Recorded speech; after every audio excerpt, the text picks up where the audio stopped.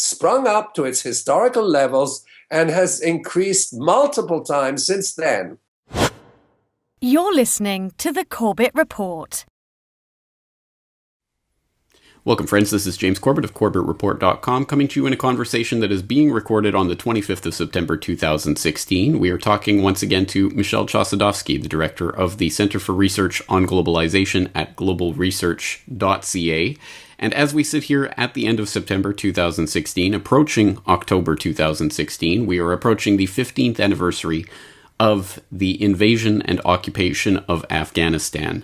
Now, that occupation is still taking place to this day, which might seem puzzling to those who believe that the Afghan invasion and occupation was triggered by the false flag events of 9/11-2001, and or the supposed need to get rid of the Osama bin Laden CIA boogeyman from that country. But according to the U.S. government, he was killed and thrown in a ocean before anyone knew about it 5 years ago. So what is the possible reason that the NATO forces are still there, with up to as many as 8,400 U.S. troops committed to be there at least until the end of the Obama presidency, and likely after that point as well? Well, let's talk about this curious case of the invasion and occupation of Afghanistan, and let's start by taking a look at the ostensible reason that NATO is there right now. Ostensibly, it is because of 9/11 and the invocation of Article 5 of the NATO treaty, which allows for collective self-defense. Tell us more about how that was invoked in the wake of 9/11 and the complete lack of evidence for the invocation of that treaty article. Well, precisely. The Article 5 of the Washington Treaty was invoked on September the 12th in the morning at a meeting of the Atlantic Council. And what happened is that NATO essentially declared war. It was confirmed subsequently, but it declared war on Afghanistan on the grounds that Afghanistan had attacked America through its support of Al-Qaeda. It was extremely tenuous, but in a bitter irony, nobody actually questioned the logic of this decision, and that included trade unions, NGOs, and so on. The other element, which I think is very crucial, is that you do not prepare a large-scale theater war thousands of miles away in less than 28 days. That war was prepared before 9/11. And consequently, public opinion was led to believe that this was an act of retribution. Military analysts were mum on the subject. They know the logic and the timing of military projects. Now, the third element, I think, which is very important, is that the Afghan government, which the US refers to as the Taliban, approached the US State Department on 2 occasions and said, if you want to have bin Laden extradited the United States to US justice, we will consider and we will discuss it. And that proposal had been turned down by the Bush administration on the grounds, to quote George W. Bush, "We do not negotiate with terrorists," quote unquote. So that in effect, the Afghan war was already in the pipeline.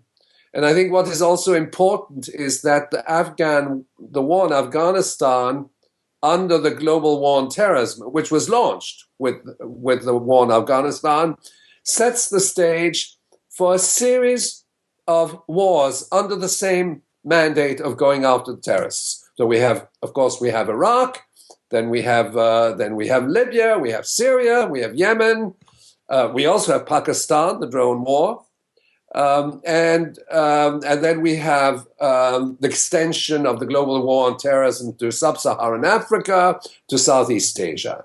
So that is why, of course, this historic event of October 7th, 2001 is so crucial, because it really initiates the roadmap. And it also initiates the narrative of the global war on terrorism and the terrorists who are actually pinpointed as having brought down the World Trade Center buildings on 9/11. To what extent can the invasion launched in 2001 be separated from the recent history of Afghanistan going back to the 1970s and the operations that had taken place there to destabilize that country beforehand?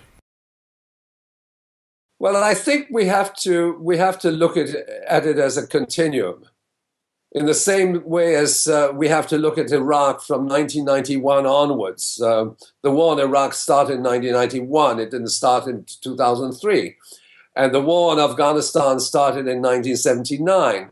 But what we have to look at, I think, is another dimension, is that the post-war regime model of the United States emerged with Afghanistan. Afghanistan was an advanced secular society, comparable to Syria in many regards. With highly educated population, women's rights, public sector, social programs, and so on. And what these successive wars, U.S. instigated wars from 1979, of course, that was the war not against the terrorists, but with the terrorists, because Al-Qaeda was actually used to as the foot soldiers of the United States in toppling a secular government. So that we, in a sense, we have sort of the blueprint, the Afghan blueprint of the late 70s is now being applied to Syria. The toppling of a secular government, and the underlying objective is to replace it by an Islamic State, a Salafist principality, which is in fact even confirmed by Department of Defense documents. So let's examine the logic of this today. Certainly, Afghanistan did launch the war of terror and did provide that roadmap. But what is the imperative for having troops located in Afghanistan today? Is there a geostrategic and/or resource-based imperative for control of Afghanistan? I think Afghanistan at the time in 1979 was within the zone of influence of the Soviet Union. And today, Afghanistan is still within that space of Central Asia, where Russia has an enormous amount of influence. But ultimately, if you look at it from the economic standpoint, there's several things which are crucial. One, it's used as a bridge to transport oil and gas from Central Asia. That was the initial pretext, in effect, was the Trans-Afghan pipeline. But there are other considerations. There are oil resources, of course, there are oil countries which are in proximity of Afghanistan, but there's also very large supplies of lithium, which are used to make batteries, which has become in recent years a very significant raw material, strategic raw material.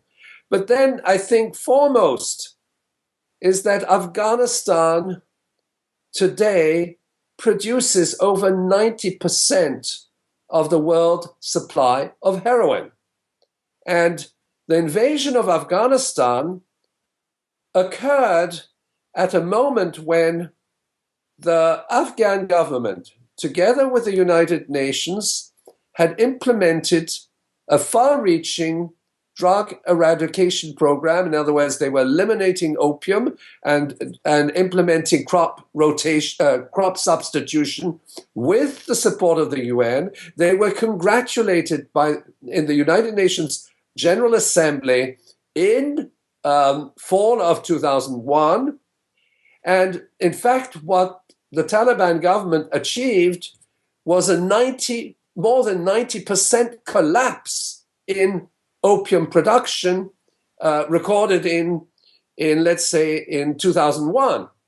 Now, immediately upon the influx of US troops and the occupation of Afghanistan, the production of opium sprung up to its historical levels and has increased multiple times since then. So that in effect, if we look at the logic of a multi-billion-dollar industry, which is the trade in heroin, Afghanistan was absolutely strategic. And we know that both the CIA as well as the US military are complicit in the trade of opium and heroin out of Afghanistan to the Western markets. As I say, we know that President Obama has committed troops there, nearly 10,000 of them, until at least the end of his presidency. Is there any indication that the United States is at all interested in actually bringing troops home or withdrawing presence from Afghanistan in the next presidency? Well, the only scenario that I see is that they take the troops out from one country and they put them back in another country if they're short of troops. And that they do consistently. But I think that they will want to maintain a military presence in Afghanistan because there's a very significant resistance movement against U.S. military occupation. And it might be labeled the Taliban, but maybe the Taliban now is the resistance movement. And it comes from various sectors of society. It's not necessarily tied into the Islamic project by any means.